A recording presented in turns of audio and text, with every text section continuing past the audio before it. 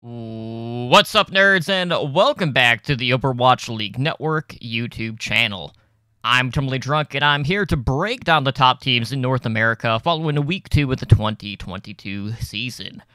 Just a friendly reminder that our podcast is releasing new episodes every Monday, Wednesday, and Friday throughout the season. Now let's jump into our top 5. It's 2 weeks into the season, and the meta has continued to develop as more and more teams are picking up ways to counter Doomfist compositions. It's because of this that the Houston Outlaws have fallen out of the top 5 rankings, while other bubble teams like the Toronto Defiant are on the rise. Dropping from the top spot last week down to number 5 is the Atlanta Reign. Atlanta didn't solely rely on Hawk's Doomfist this week, as we also got our first look at them running Zarya Reaper compositions, which should see a pretty decent uptick in Week 2 in regards to the overall pick rate. Atlanta started pretty hot, but ran into a brick wall this week, dropping a 0-3 series to a team who is shooting up the ranks. Now, a lot of questions are still revolving around whether or not we're actually going to see some Winston play out of this team, as Gator hasn't seen any play as of yet. But as the wheels continue to fall off, could we be seeing similar projections to what we've been seeing out of the Outlaws? Because right now, guys, it's not looking too hot, and we might be entering a position where Atlanta might not even crack the top 5 next week. Coming in at number 4 is the Washington Justice. Justice stocks are through the roof right now, backed up by stellar performances by the DPS duo of Decay and Tappy. Decay has been an absolute menace in the backline, especially in that Atlanta Reign series, often going unpunished in that sweep. Now, Tracer, Tracer has just been a one-man wrecking crew. There's no other way to put it. He has nearly doubled every other Tracer in the league in solo kills.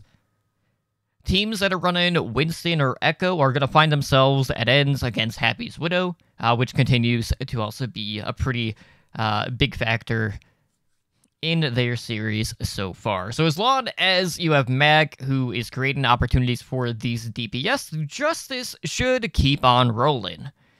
So right now, you're kind of looking at a situation where you have a team like the Justice potentially becoming this dark horse or sleeper pick to actually take home the kickoff clash, but only time is going to tell on that front. Moving up one spot and coming in at third are the Los Angeles Gladiators. Gladiators saw their first defeat of the qualifiers after being reverse swept by the Dallas Fuel. Following a shaky Week 1 performance, the Glads opted to bench Patapan in favor of playing Kevster and Ons every map in the series. And, you know, Glads had some pretty good reads against Fuel's Zarya Reaper composition, but would ultimately fail to some bad ult management in the third map until kind of an unexpected swap from Hanbin as he was bringing out Winston late in the series. Definitely not something I would have expected, but that kind of like set things into motion in what ended up being a very pivotal map for in that series. But you know, it really did feel like a battle of two of the best, and I would not be surprised if we end up seeing them clash again once we enter the tournament phase of the kickoff clash.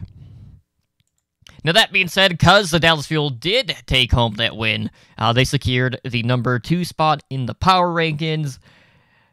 And, man, what a slugfest that series was against the Gladiators. It really felt like we got a primer for the playoffs.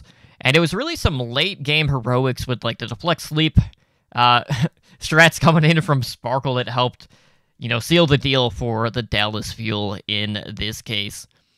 We have seen more teams experimenting with Zarya, so a lot of eyes have still been on Hanbin, as his bubble management has really been subtle, which has allowed Edison to really just TP as a Reaper up to deal with any sort of high ground compositions. And, you know, you even saw more teams kind of like following Q, adding in Genji with that composition as well. But it seems like no team is able to match the Fuel so far, at least running a sort of mirror composition against the Ghost Dive. So we'll see if that continues to be a trend moving forward. But right now, you look at that series against the Glads, and, the Fuel were down 0-2, backs against the walls, and they responded in kind, which is exactly what you expect to see on a very well-coached team.